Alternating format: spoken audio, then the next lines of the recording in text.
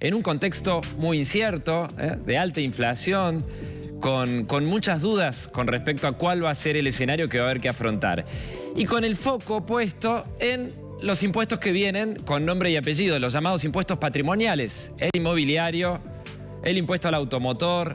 Seguramente esto va a generar una gran controversia. En la presentación que hizo hoy el ministro Giordano, detalla que los grupos vulnerables, los inmuebles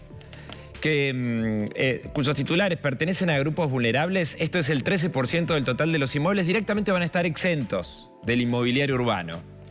Después, las unidades que tienen una evaluación fiscal de menos de 1.950.000 pesos van a tener aumentos de hasta el 40%.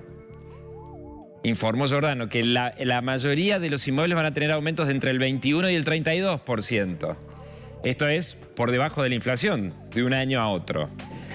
Los inmuebles, y ahí ustedes pueden ir chequeándolo en sus cedulones, que tienen una evaluación fiscal de entre 1.950.000 y 6.250.000 pesos, van a tener un tope de 49,5%. Van a tener aumentos de hasta el 49,5% de un año a otro, de 2021 a 2022. Ahí estaríamos entonces con un tope que se modificó ayer después de que trascendiera una primera versión del proyecto de presupuesto y se lo puso en un nivel acorde con la inflación proyectada para todo este año, 2021.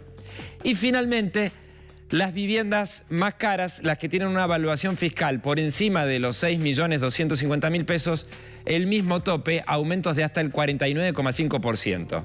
Ojo, porque estos topes van a regir para quienes estén al día. Quienes deban, aunque sea una cuota del 2021, pueden tener aumentos muy superiores.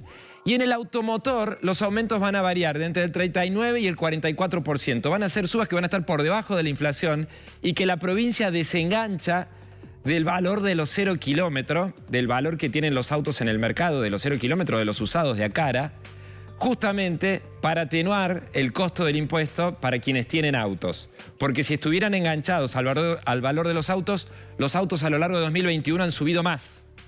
La suba en el impuesto automotor debería ser mayor. Va a terminar probablemente 2021 con una suba promedio de entre el 50 y más cerca del 60%. El auto promedio en la Argentina. El inmobiliario rural va a tener subas de entre el 41 y el 49,5%. Acá también hubo una corrección porque originalmente estaba previsto un aumento mayor, hasta el 60-61%. Finalmente se ubicó ese techo, ese tope del 49,5%. Depende del tipo de campo, de la superficie. Esa es la diferencia según la segmentación. Bueno, ¿qué dice el ministro de Finanzas que llevó el presupuesto ya a la legislatura? Y también la palabra de los opositores. En realidad no hay aumento, hay actualización en algunos impuestos que, como están ligados a la inflación, merecen, digamos, este tipo de revisión.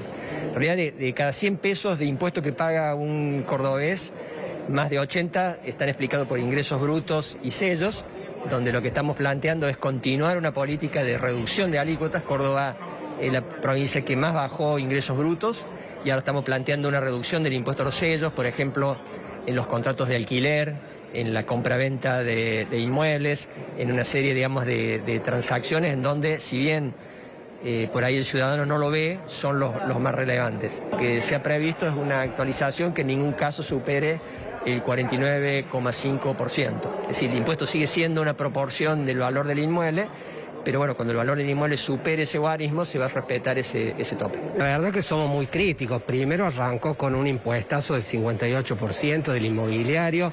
Eso hizo que, bueno, frente al bochorno social que se produjo por un aumento que excedía el monto inflacionario, bajaron a 49%, pero eso también es mentiroso, porque el 49% es para el que no tenga deuda y esté al día, y no para el resto que no sabe cuánto se va a pagar. Vemos cómo se repite la historia, digamos, del año pasado, un presupuesto que se vende con ciertos conceptos y valores como de justicia social, con perspectiva de género, digamos, para fortalecer las instituciones. Bueno, nada de eso después se condice en las partidas presupuestarias, porque de hecho lo que vemos que lo único que aumenta son los impuestos.